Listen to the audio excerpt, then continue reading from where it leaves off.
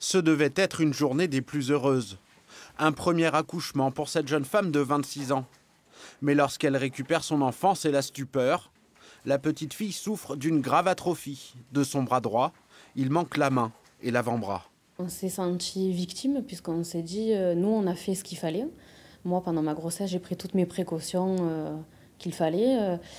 Les échographies étaient bonnes, donc pour nous il n'y avait aucun problème. Qu'on allait vivre cette naissance parfaitement bien et on allait être heureux, on allait avoir cet enfant.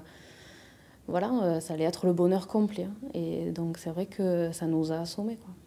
On ne savait pas comment appréhender cet handicap puisqu'on ne le connaissait pas. La maman accuse aujourd'hui son gynécologue. 2 experts du tribunal de grande instance de Marseille vont devoir déterminer si oui ou non la malformation aurait dû être détectée sur les échographies.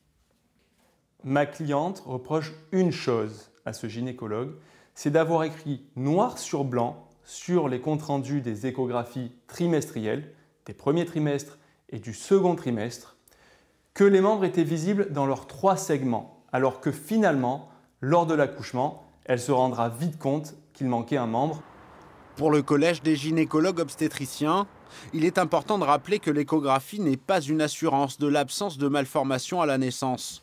Selon eux, ce type de pathologie serait encore aujourd'hui difficile à détecter. Ça fait partie des malformations qu'on diagnostique le moins bien, en fait, les anomalies des extrémités.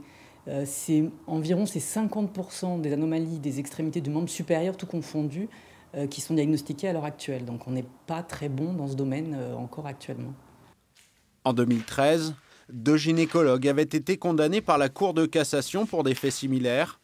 Contacté, l'avocat du médecin mis en cause n'a pas souhaité répondre à nos questions.